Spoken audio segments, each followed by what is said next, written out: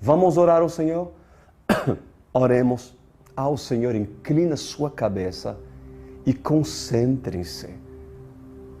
Porque aquilo que vocês vão receber hoje, meus amados, deves preparar-te. De tão gloriosas, preciosas palavras que vêm do Senhor. Oremos. Meu Pai, amado Rei da Glória, estamos aqui nessa noite, preparados para se receber a palavra de vida eterna, preparados para se entender. Mas se não for o seu Espírito a nos revelar, o que entenderemos da letra? Se o Espírito do Senhor não venha a vivificá-la. Pois assim nos colocamos como vaso a ser instruído pelo oleiro.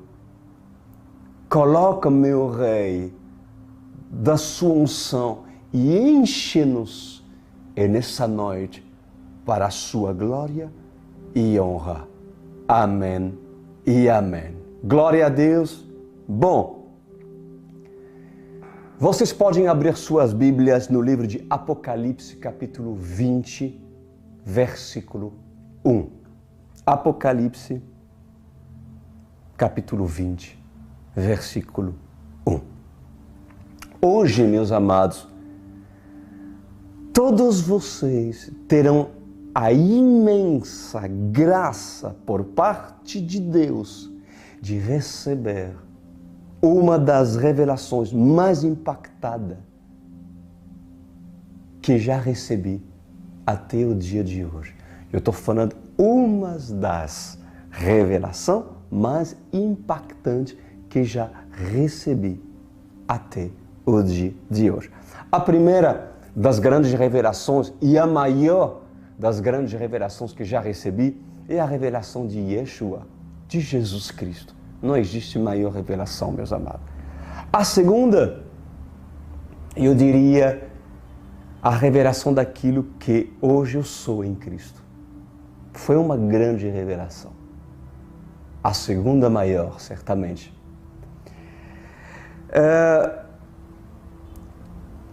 E entre muitas outras,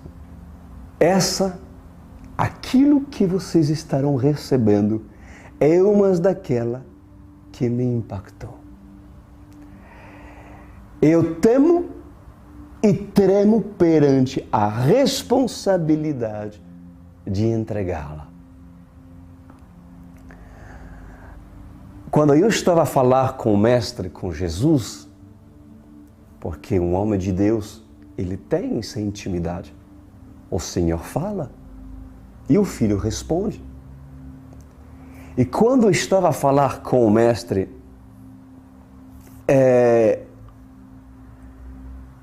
ao receber essa mensagem, eu lhe perguntei: Senhor, como eu irei falar tais coisas tão profundas para uma igreja que ainda é bebê, que ainda tem apenas alguns anos de idade? E o Senhor me respondeu: por causa da pressa. Isso mesmo, por causa da pressa. Pois escuta bem, amada igreja, a noiva, que é noiva, irá se maravilhar. O espectador não entenderá. E pode ser que Caifás rasgue suas vestes gritando: blasfêmia, heresias. Pois o fim está perto. E a quem é dado a saber, saberá. Estão preparados? Apocalipse, capítulo 20, versículo 1. A palavra do Senhor diz: E vi descer do céu o anjo que tinha a chave do abismo e uma grande cadeia na sua mão. Ele prendeu o dragão, a antiga serpente, que é o diabo e Satanás, e amarrou por 1000 anos. E lançou-o no abismo, e ali o encerrou, e pôs selos sobre ele, para que mais não engane as nações, até os 1000 anos se acabem. E depois importa que seja solto, por um pouco de tempo. E vi tronos, disse João, e assentaram-se sobre eles aqueles a quem foi dado o poder de julgar. E vi as almas daqueles que foram degolados pelo testemunho de Jesus e pela palavra de Deus, e que não adoraram a besta nem a sua imagem, e não receberam o sinal na testa nem na mão. E viveram e reinaram com Cristo durante 1000 anos. Mas os outros mortos não reviveram, até que os 1000 anos se acabaram. Esta é a primeira ressurreição. Versículo 6. Bem-aventurados e santo aquele que tem parte na primeira ressurreição. Sobre estes não tem poder da segunda morte, mas serão sacerdotes de Deus e de Cristo e reinarão com ele 1000 anos. Versículo 7. E acabando-se os 1000 anos, Satanás será solto da sua prisão e sairá a enganar. Estão preparados? Presta atenção.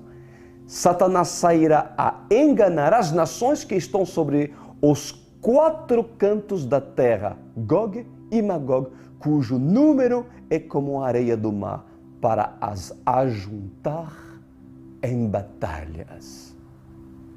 Estão preparados para não ouvir absolutamente nada de livros, muito menos do pastor Cris Duran? Pois assim diz o Senhor dos exércitos para a igreja. Talvez eis aqui um dos trechos de Apocalipse mais difícil de compreender,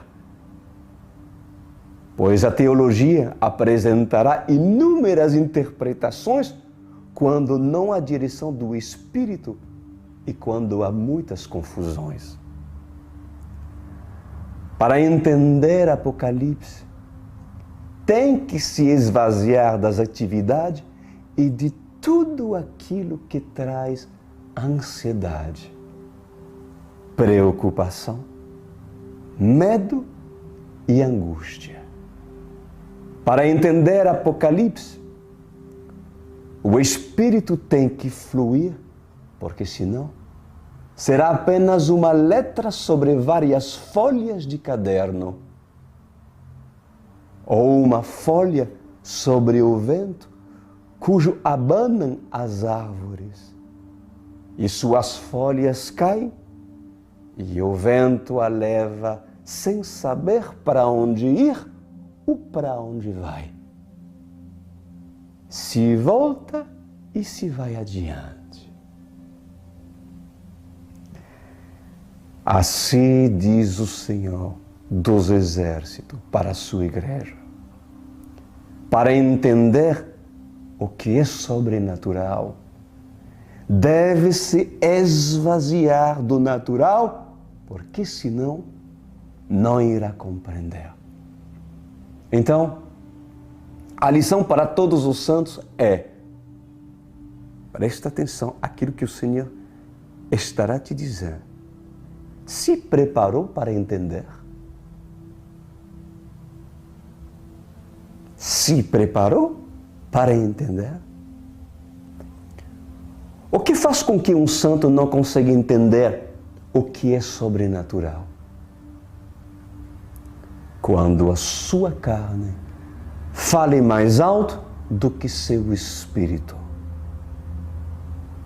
Agora, quando o espírito está sensível à minha voz, assim diz o Senhor, e deixa com que o meu espírito age no corpo de um santo, então ele olhará com olhos santos e irá enxergar aquilo que não consegue ver no momento. Porque as tribulações, as preocupações, a ansiedade, a angústia, o medo farão com que o homem enxergue apenas o que é natural. Se é a letra, apenas enxergará o que está escrito no livro. Apenas estará a ouvir quando alguém estará lendo. Mas chegará um certo momento em que a dúvida falará mais alto do que a explicação. Pois muitos se perguntam, Satanás solto 1000 anos? Em qual tempo será solto? Esse período é cronológico? Já se passou esse período? Para João, esse período era quando estava vivo? Pois assim diz o Senhor, em verdade, eu vos digo que há mistérios que serão solucionados, mas há mistérios que somente o serão na glória, assim diz o Senhor. Amada igreja, prestem atenção. Presta atenção, assim diz o Senhor, para que os seus corações não façam confusão. A profecia é para ontem, é para hoje e é para amanhã. Somente quem entende a profecia é aquele que entra na profecia e faz parte dela, ou que tem experiência com ela. Pois um ateu jamais irá compreender as coisas proféticas se ele não sabe o que é o profético. Porque os ateus dizem entre eles, a profecia se cumpriu. São enigmas a serem solucionados que se cumpriram aos olhos de algum e não se cumpriram aos olhos de outros. Utilizam isso também para o misticismo, para as religiões e também para tudo o que é fictício, como filmes, e como a imaginação do homem a elaborar aquilo que não conhece de verdade. A profecia, quando ela deve ser cumprida, ela se cumpre no passado, se cumpre no presente e se cumpre no futuro. Assim diz o Senhor dos Exércitos. Se o teu coração não estiver voltado a receber a profecia, tampouco a profecia se cumprirá. Mas o homem que tem um coração profético respeita o espaço do tempo que se leva entre a profecia dita e a profecia cumprida. E nesse espaço de tempo, o homem que tem um coração profético, ele não desanima, ele não se entristece, ele se alegra e crê. Assim diz o Senhor.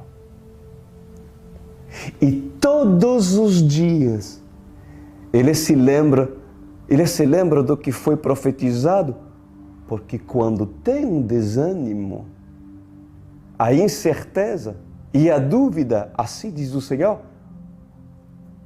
a incerteza e a dúvida opera e impede o cumprimento da profecia, porque a profecia é a esperança falada.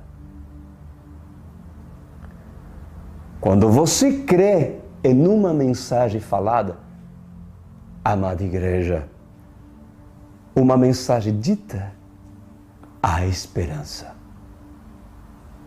E quando há esperança, gera-se fé, e pela fé, você consegue ver aquilo que não está vendo de momento, mas verá.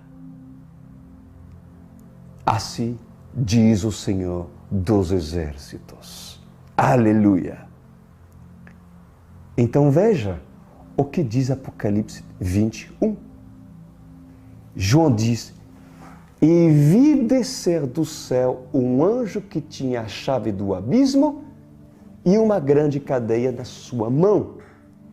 Ele prendeu o dragão, a antiga serpente, que é o diabo e Satanás, e amarrou por 1000 anos.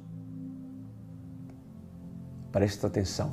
Assim diz o Senhor dos Exércitos. Por acaso, esses 1000 anos, aonde cumprir? Eis a pergunta que eu vos faço, assim diz o Senhor. Então presta atenção, amada igreja.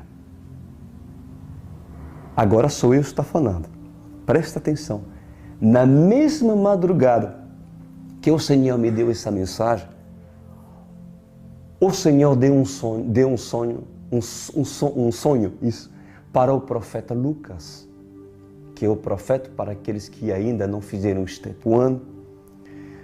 Nós temos um profeta de Deus dentro do nosso ministério, que é pastor, que é bispo, que é amado. E na madrugada o Senhor deu um sonho para ele. E o próprio Senhor disse-me: conta para a minha igreja o sonho do profeta. Obviamente, estarei a contar para vocês. Presta atenção. Assim foi o sonho que o pastor Lucas sonhou.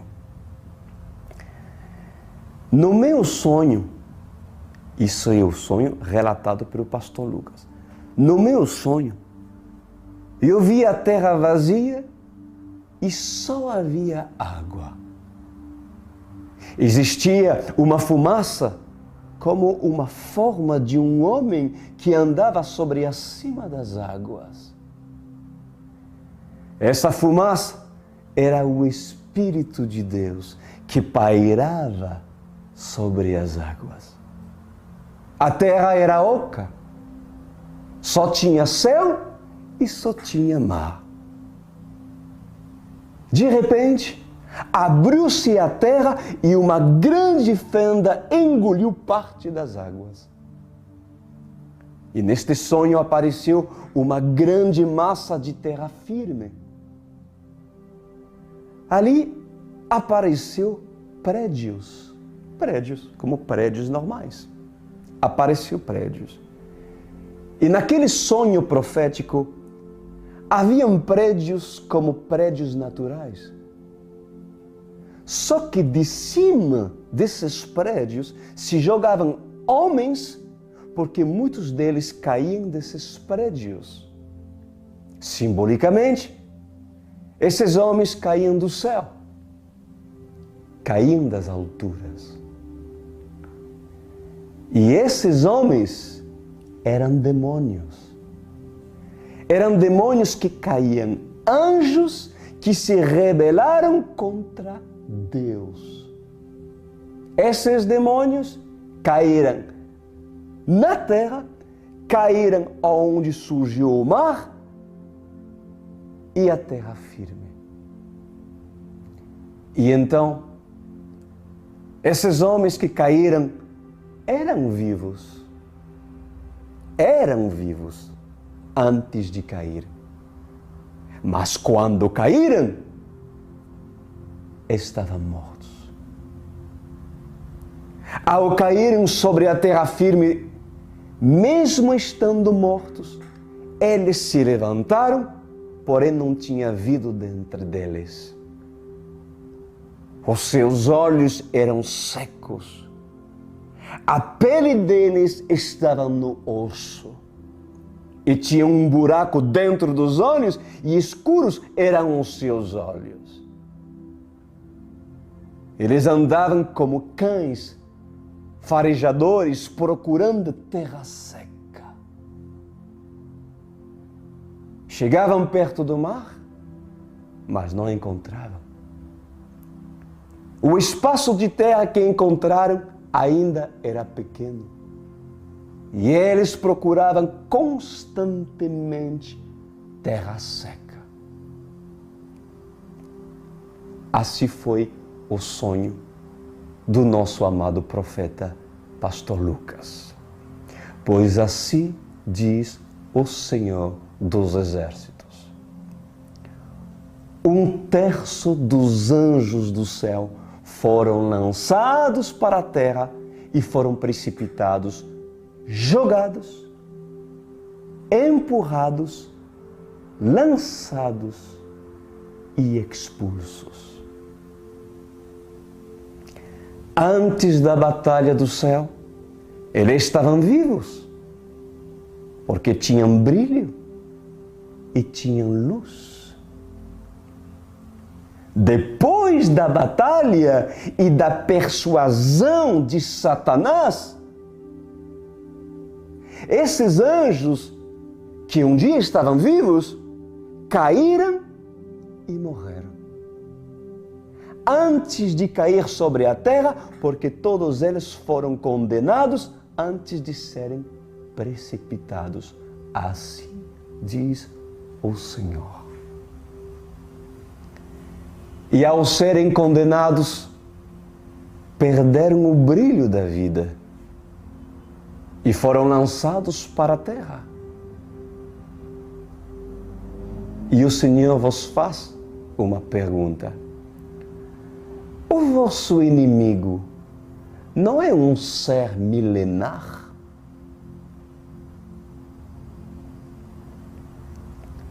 Quando assim ele foi lançado junto com os outros demônios, anjos caídos, ele não ficou a perambular pela terra? Por acaso, não leste o livro de Jó? Ele não perambulava pela terra? Por acaso, não observaste o tempo que Satanás agiu desde o início da criação? Sendo ele a serpente do Éden? Sendo ele o Leviatã?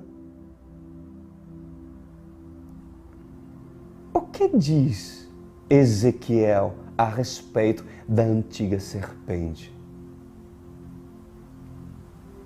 Pois em verdade eu vos digo, assim diz o Senhor dos Exércitos, que desde a criação, desde o início, quando ele foi expulso, ele estava livre e perambulou sobre a terra, agindo sobre Jezabel, agindo sobre Acabe, agindo sobre Faraó, agindo sobre os reis da terra, agindo sobre as nações e trazendo destruções. Mas, desde o início, no tempo que ele estava perambulando pela terra, ele não foi notado, a não ser por Isaías e por Ezequiel. Pois em verdade, eu vos digo, diz o Senhor, só um profeta como Daniel pode ter a revelação daquilo que os outros profetas, sejam menores ou sejam maiores, não tiveram. Só um profeta como Isaías e como Ezequiel tiveram a revelação que muitos não tiveram. Então, aquilo não significa que Satanás foi preso e logo foi solto. Pelo contrário, assim diz o Senhor. Ele estava vivo e depois morto. Porém, solto. Estava vivo nos céus, morto, porque era um anjo de luz e apagou-se a luz, precipitado, mas solto. Conseguiram entender aquilo que o Senhor está nos ensinando nessa noite? Que tremendo! Pois no momento da aflição, assim diz o Senhor, no momento da aflição, Ele apareceu. No momento do jejum, Ele estava. Assim diz o Senhor. Naquele momento, Ele não estava preso, Ele estava solto. Preparem-se, preparem-se. Então assim diz o Senhor, irei lhe contar uma história. Um certo dia, estavam os anjos a agrupar todos os anjos para a adoração. Então, Miguel e Gabriel trouxeram uma mensagem para os anjos. Vinde e adoremos o Senhor. Lúcifer tinha a grande missão de abrir as portas do palácio, abrir os portões da sala do trono, porque a luz precisava invadir todo o céu. Toda a luz que refletia no portão dourado já era suficiente para iluminar o céu. Mas a luz que saía de dentro do templo era difundida para estar sobre todo o céu. E o papel de Lúcifer era de difundir a luz. Era de deixar a luz passar. E todos os dias, constantemente, ele abria os portões para que a luz passasse. Então, todo o agrupamento do exército, todos os anjos e seres viventes adoravam e diziam: Hosana, Hosana, Hosana nas alturas. Bendito, bendito o que és para sempre e para toda eternidade. Amém. E eles cantavam: Aleluia, Aleluia, Aleluia. Então se ajuntavam toda espécie de instrumentos que na terra foi copiado, mas que tiveram a sua primeira existência no céu. Os músicos adoravam constantemente e não se cansavam de me adorar. Assim diz o Senhor. Os querubins batiam as suas asas e louvavam constantemente. Então, um dia, Lúcifer começou a observar e disse no seu coração: ando eu sobre pedras preciosas, sobre pedras fogueadas, cujo são lapidadas.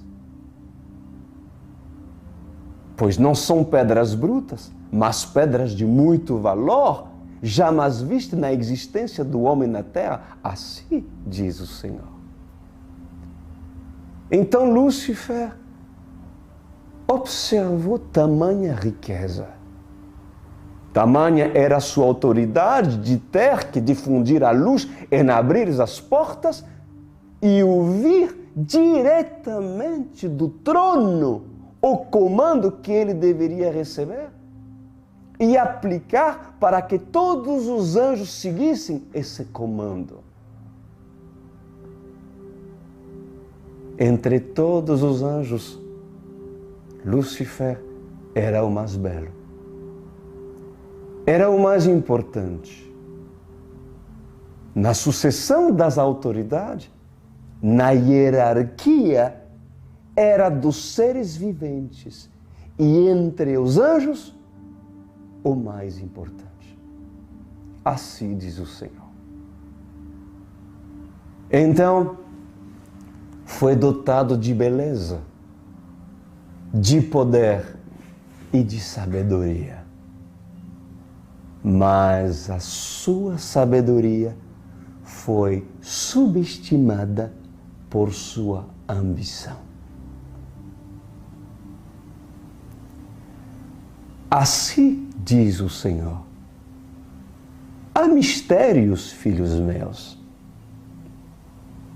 Algum deve se perguntar: por que Lúcifer, tão entregue à obediência e honroso a tamanho serviço, poderia se desviar? E por que o próprio Senhor criou o mal? Há mistérios, assim diz o Senhor, que ao homem não é revelado. Pois em verdade, eu vos digo, dentro da minha infinita sabedoria, não tenho eu o desejo de ser adorado por livre e espontânea vontade?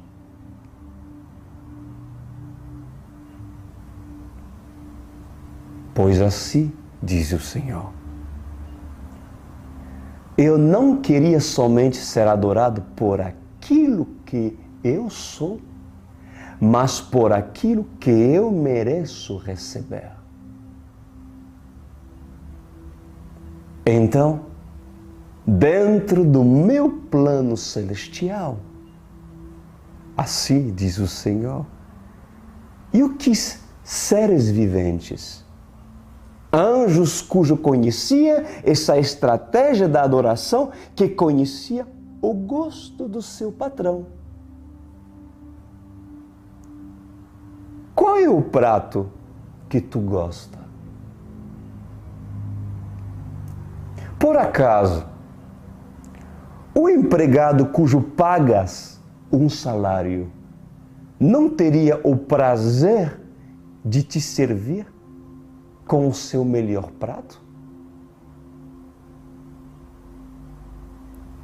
Mas por que o estrangeiro, ao te conhecer, não procura saber o que você gosta? Assim diz o Senhor. Por quê? Porque para mim, assim diz o Senhor, é fácil receber algo que já sei que vou receber. É agradável aos meus olhos, mas mais agradável é ser surpreendido por aquele que não tem obrigação de fazer o melhor prato e conseguir entregar o melhor prato e me surpreender. Pois assim é o livre-arbítrio. A livre decisão de me adorar e escolher e me servir.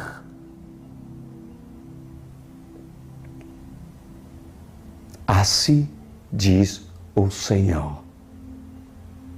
É como um chefe de uma casa que contrata serviçais e diz aos seus serviçais: entre os escolhidos deixa toda a mercadoria das plantações que nós colhemos. Desculpa, recomeço.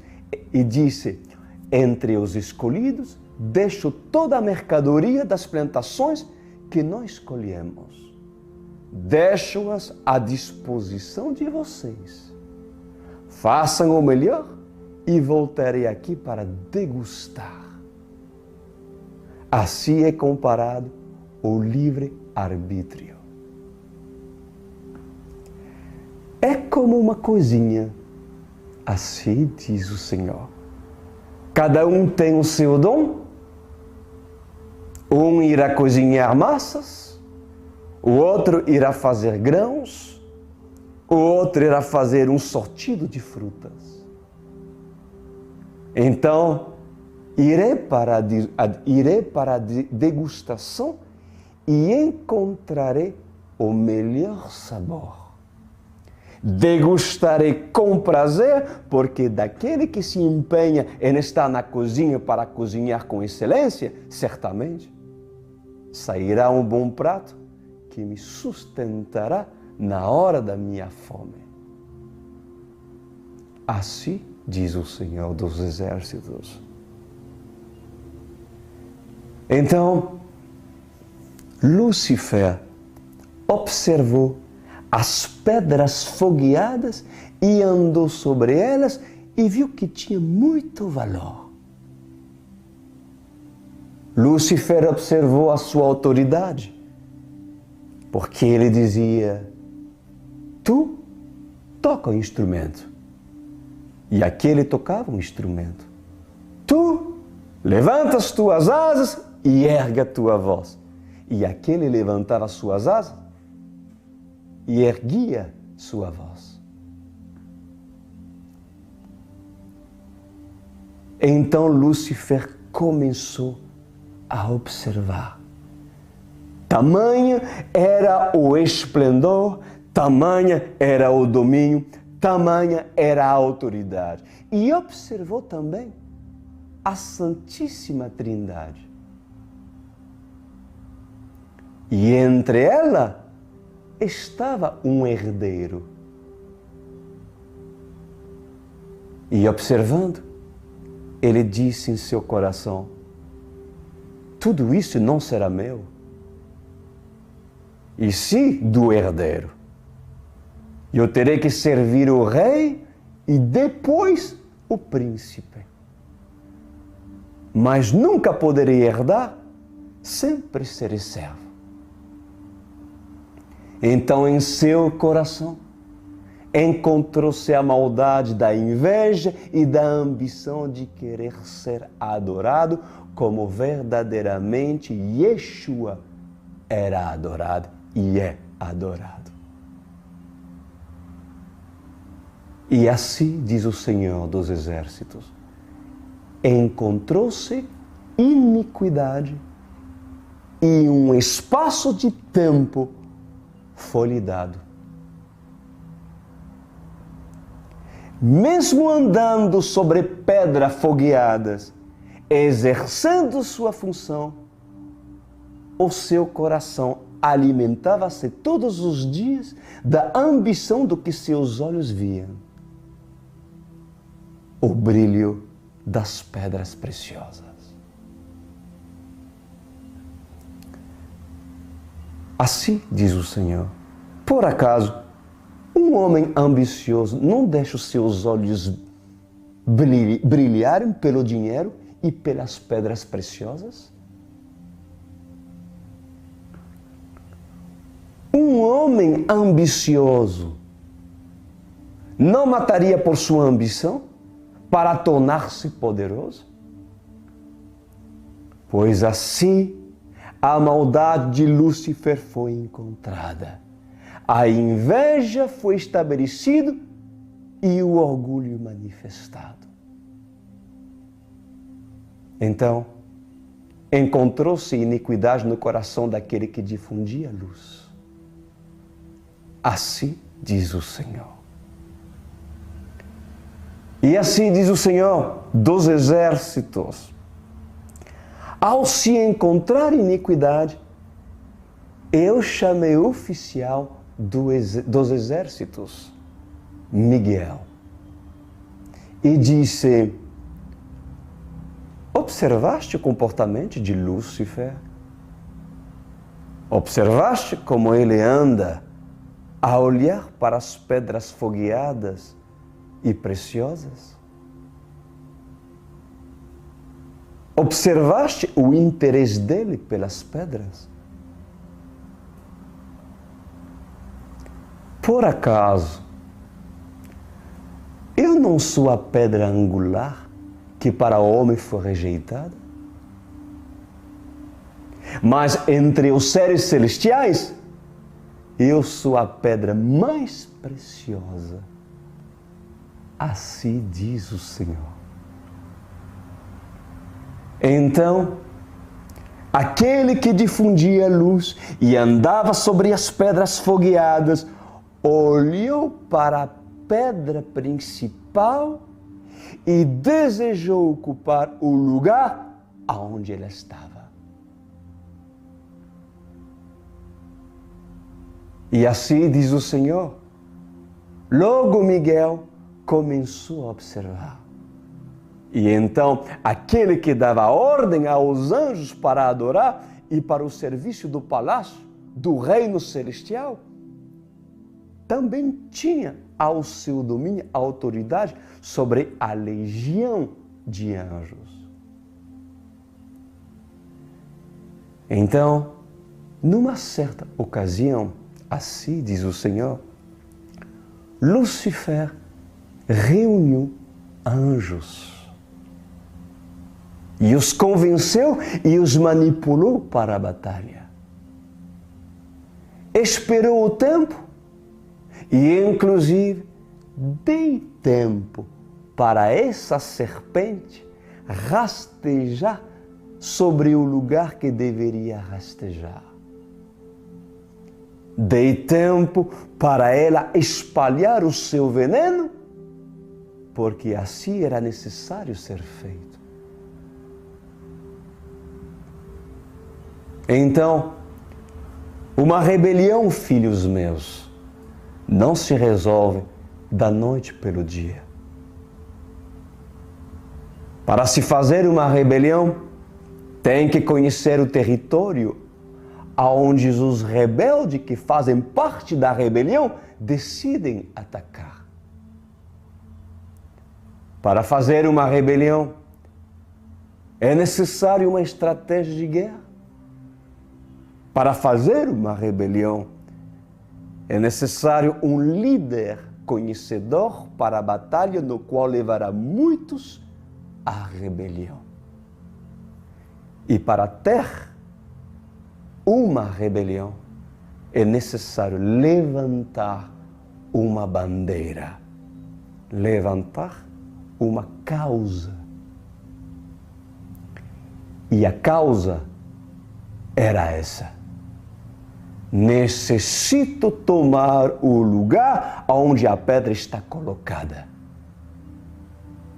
Porque se eu conseguir me assentar onde a pedra está, certamente todas as pedras fogueadas servirão para mim.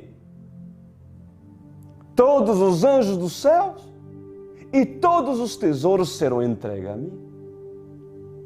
Sendo assim, não haverá outro sucessor, a não ser eu.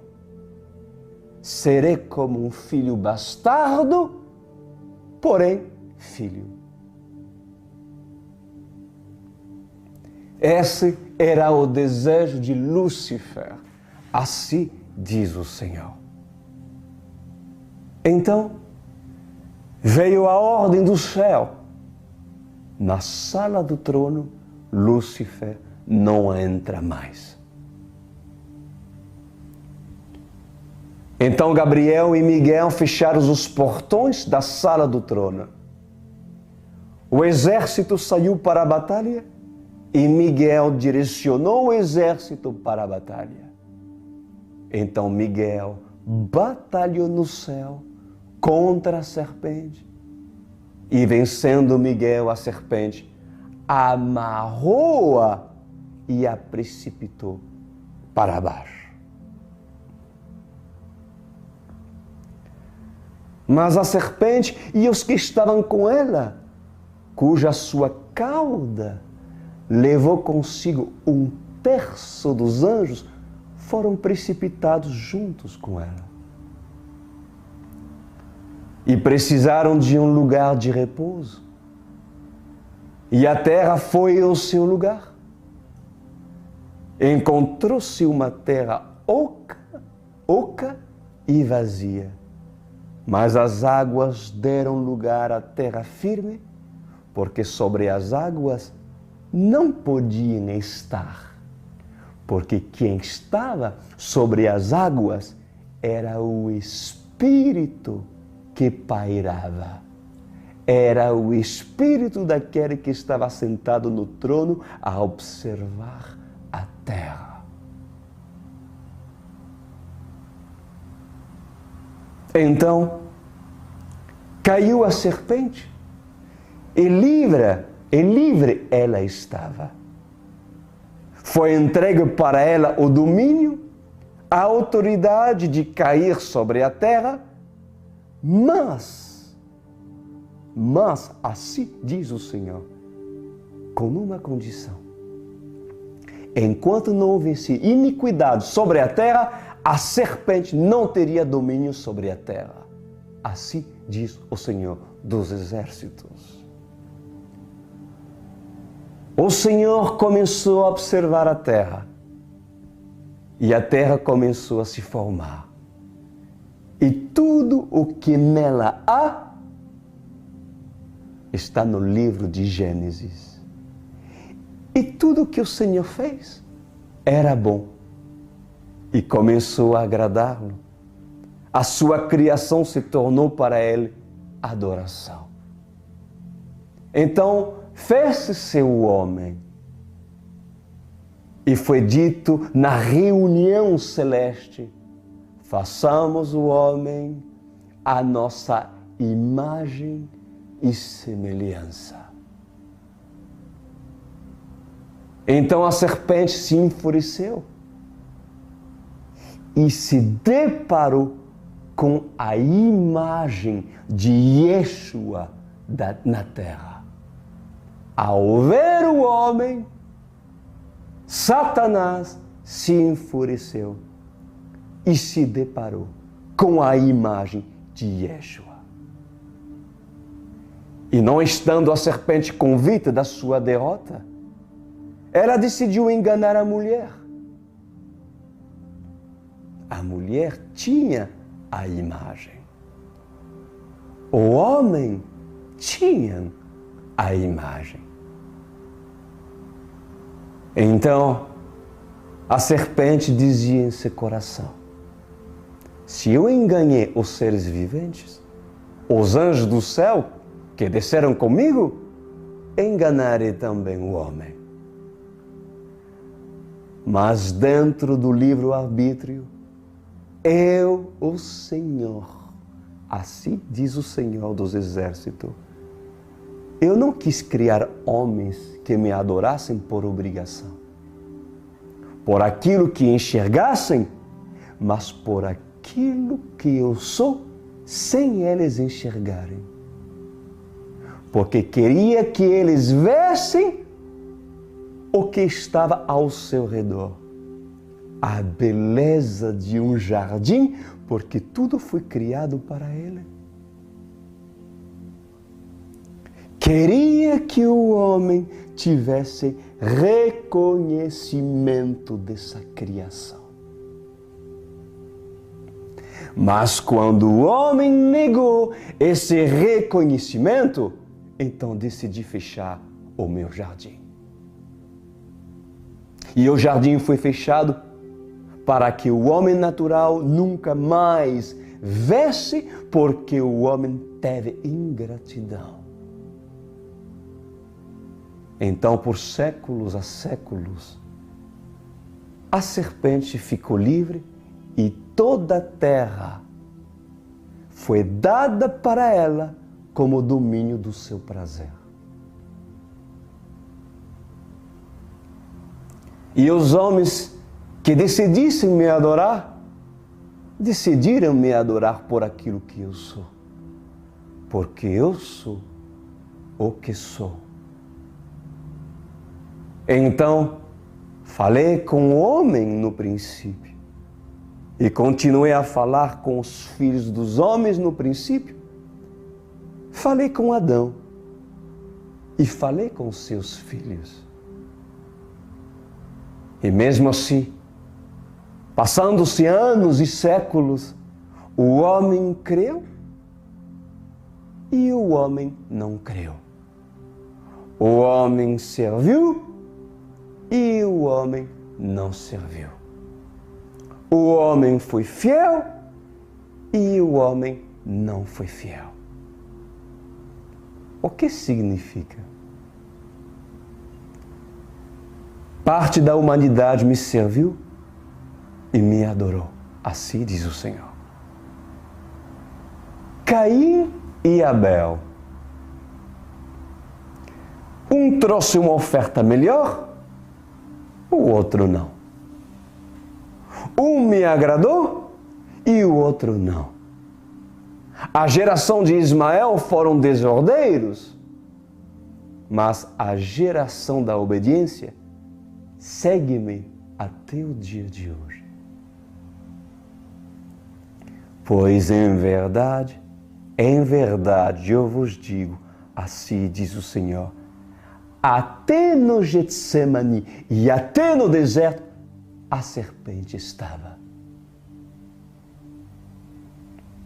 Então, numa certa ocasião, tendo eu fome, a serpente me ofereceu pão para com que o meu poder e pelo meu poder a pedra se transformasse em pão. E numa outra ocasião, a serpente queria que me curvasse. Então chegou os meus inimigos e o inimigo que me traiu com um beijo. Aquele que era para ser meu amigo. Mas a serpente já estava no seu coração. O veneno da serpente contaminou, pois ela estava. Mas em verdade eu vos digo, assim está escrito no livro de Efésios, capítulo 4, versículo 9. Aquele que desceu é também o mesmo que subiu acima de todos os céus, para cumprir todas as coisas. 2 Pedro, capítulo 2, versículo 4. Porque se Deus não perdoou os anjos que pecaram, mas havendo-os lançado no inferno, os entregou às cadeias da escuridão, ficando reservados para o juízo. O que isso significa? Significa, assim diz o Senhor, que eu, o Senhor, desci ao inferno. Tomei a chave das mãos de Satanás, porque aquele tinha o direito de andar sobre a terra e também está no inferno. Então, o domínio estava nas mãos daquele. E Satanás aprisionava os santos profetas, porque tinha autoridade na cadeia, como um grande carcereiro. E essa autoridade foi-lhe dada. Então, Apocalipse, capítulo 20, versículo 1 diz: E vi descer do céu um anjo que tinha a chave do abismo e uma grande cadeia na sua mão. Assim diz o Senhor. Esse anjo era eu, filhos meus. Aos olhos do homem, qual é a diferença? Por acaso, o homem não tentou adorar um anjo? E o anjo disse: disse de não prestar adoração para ele, mas sim para mim? Pois em verdade, eu vos digo, o homem pode interpretar, mas aos olhos daquele que entende a interpretação, qual é o anjo que desceu ao inferno? Qual é o anjo que tomou a chave da cadeia? E qual é o anjo que João viu descer do céu com tamanha autoridade? Será Miguel? Será Gabriel? Pois assim diz o Cordeiro. Em verdade, eu vos digo,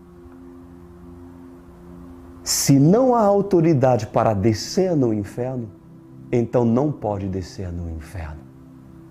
Principalmente o corpo glorificado e seres celestiais, porque neles não há maldade. Mas em mim levei comigo toda a maldade. Assim diz o Senhor. Nenhum anjo levou a maldade, porque senão seria expulso como Satanás. Pois o que Isaías diz? Ele levou sobre si todas as enfermidades e todas as maldições. Não fui eu que se fez maldito, assim diz o Senhor. Mas tamanha era a minha autoridade, que nem a maldição superou. Então, a autoridade tomei porque era necessário me fazer maldito para ir no inferno, onde Satanás, a serpente, estava com a chave. Gabriel e Miguel não se fizeram malditos. Eles não foram a serpente levantada no deserto. Gabriel e Miguel não transgrediram porque também seriam expulsos. Então, o único capaz de estar onde estava era Satanás, a serpente e seus demônios. E para descer onde ele estava, eu tive que me vestir de maldição. Assim diz o Senhor. E eu levei sobre si toda a maldição. E eu me fiz maldito. Eu precisei me fazer maldito para que a humanidade visse que através de mim há cura. Através de mim há perdão. Que a maldição foi sobre a cruz e a cruz é a maldição. Porque todo aquele que é pendurado no madeiro é maldito. A maldição estava sobre mim, assim diz o Senhor, mas não dentro de mim. É como levar um casaco de ovelha tosquiada. O que significa levar? Filhos meus, assim diz o Senhor.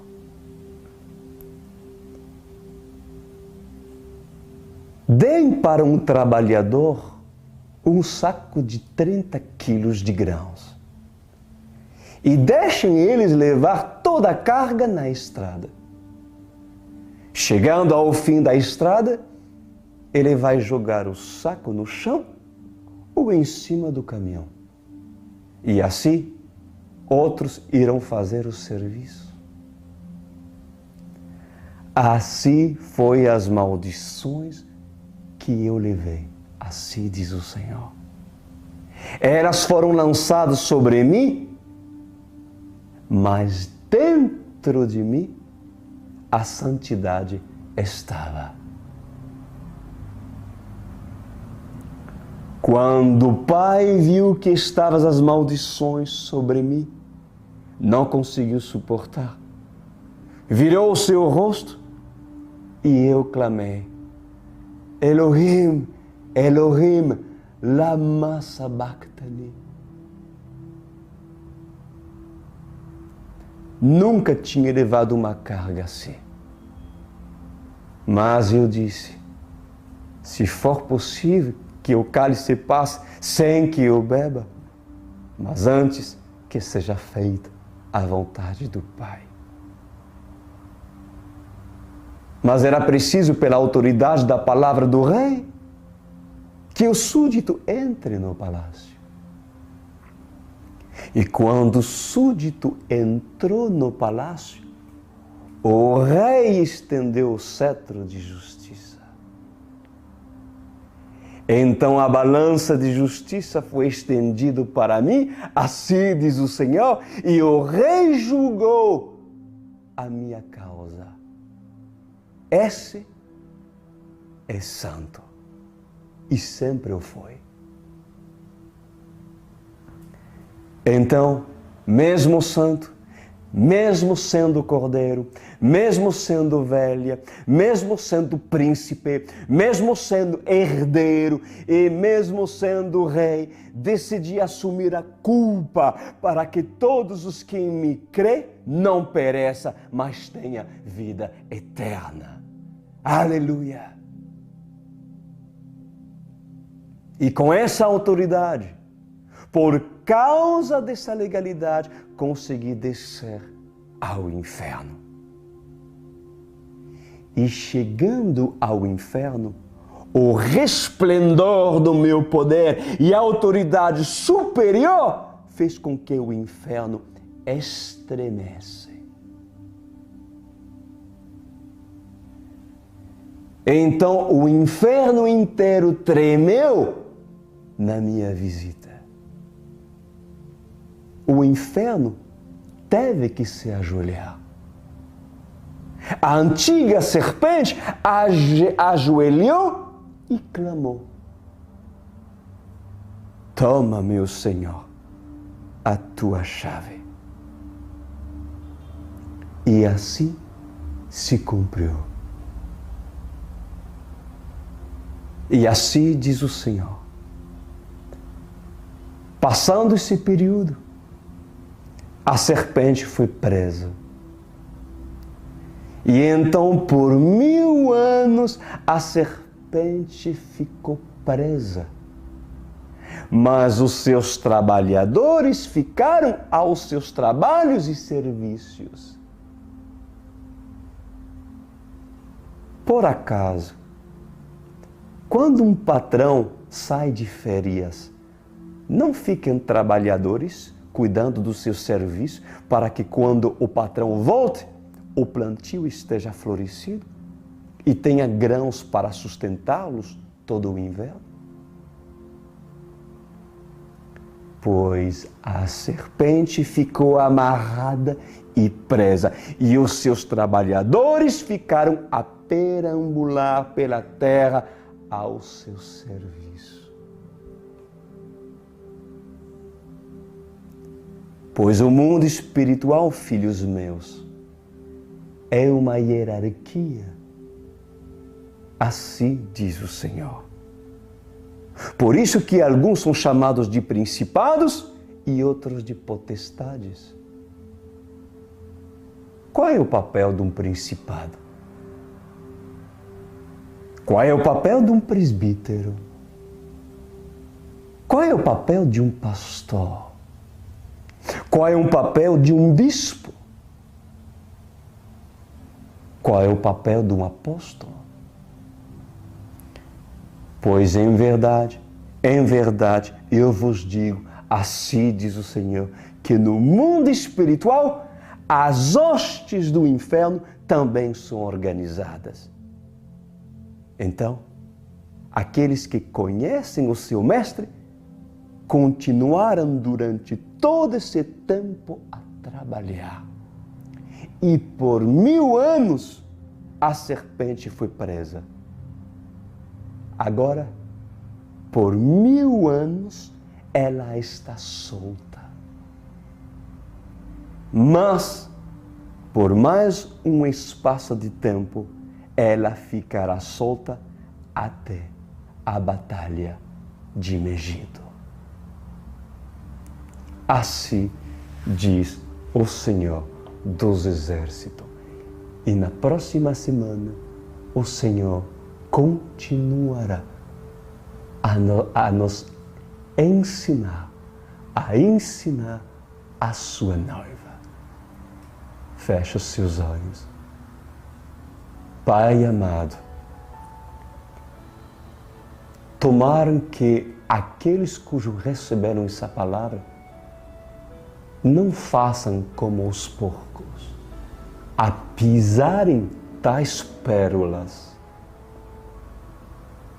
Mas eu louvo o Rei, pois o Senhor quis entregar para uma igreja não qualquer, a noiva de Cristo, tais palavras, tais maravilhas, pois o nosso coração, nosso espírito exulta a sua grandeza, pois reconhecemos o quanto o Senhor é grande, poderoso, pois Tu és o que és. Amém e amém.